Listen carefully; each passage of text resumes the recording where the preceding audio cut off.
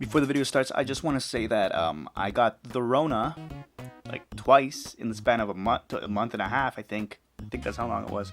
And then I got the flu. So if I don't sound enthusiastic and I'm out of breath, and I just sound off. That's the reason why. Just to let you know. All right, let it play. There's only two games that get me thinking about what our future will look like. Those games being Fallout. You can choose which Fallout game I'm talking about. And Cyberpunk 2077. I'm the kind of guy who looks at those top 10 newest gadgets videos on YouTube, just to see how much and how fast we're advancing in technology. Technology. I've been following the progression of prosthetics for years, and only in the last 2 to 3 years have I fallen out of the bionic prosthetic loop. So when I saw Cyberpunk 2077, I was like, it is what it is, it looks good. Then I started to wonder, with how fast we're advancing in prosthetics and technology, is a future like 2077's Night Cities really that unrealistic? Could we get to that point in our real life 2077? This is why Cyberpunk is our future. This one excites me to bring to you. I'm not just going to throw up pacemakers in Google Glass. What I found is actually exciting. Like, look at his legs. You know what I'm saying? This man literally looks like he's straight out of Night City. These legs are made for both plugging in like straight into the body, or for just putting it on and taking it off, like some advanced clothing, like maybe some kind of cyberware, you know? This is Johnny Matheny. I think I misspelt it when I wrote the script, so that's what I'm calling him. Johnny M. This is Johnny M using the MPL bionic arm. The data collected from Johnny's use of the MPL is planned to eventually lead up to a prosthetic arm that could replace a human's arm. There's also the hero arm. Before getting one, the user's arm has to be scanned so that they can make it to fit the body, you know what I mean? It uses muscle inputs and does the movement that a hand would do if it was still there, or if there was one. It's only $3,000. Obviously for these you need to be missing the limb already. It's not just exciting because it looks cool. These are life-changing things for people who lost their limbs to accidents, disease, or even those who were born without them, but really want them, like need them. I think at this point everybody knows about the upcoming self-driving cars. There's a potential problem with a mass self-driving car market.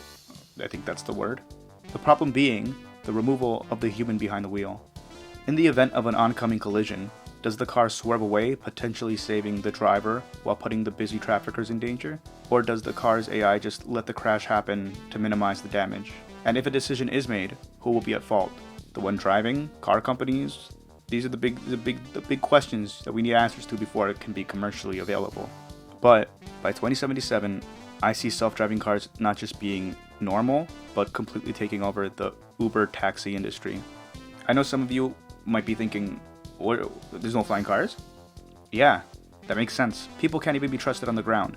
Letting people fly around buildings would be a mess.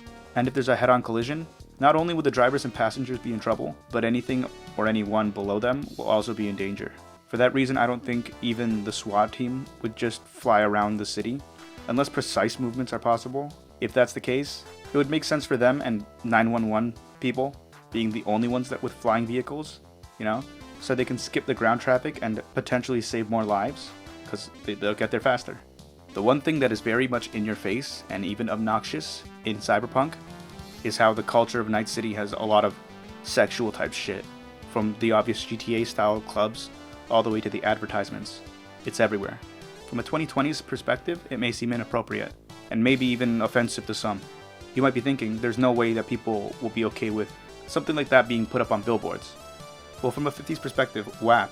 Pretty sure I don't know how to say it. I think that's how you say it. It's even worse than that. Bro, have you seen what's allowed in music videos today? Compare that to any non-adult media back then. It's a huge jump. With every decade, we become more and more desensitized to sex. Whether you like it or not, it's just the facts. Honestly, Night City's architecture isn't anything special.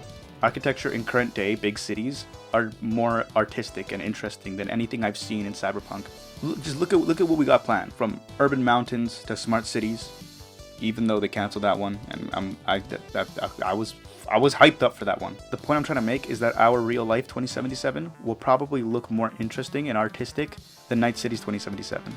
I honestly don't see a future with cyborg Robocops, but it does make sense to have a human base and morals being incorporated into a robot cop.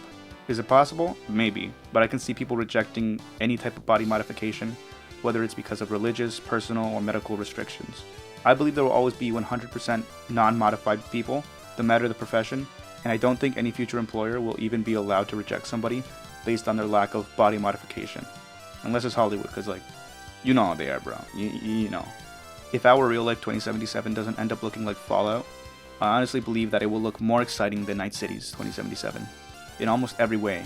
In our cheaper self-driving cars, life-changing prosthetics, life-saving medical technology, policing hopefully. Hopefully we advance far enough in all of these aspects to a point where they work almost flawlessly. That is assuming computers don't take over like Skynet type thing.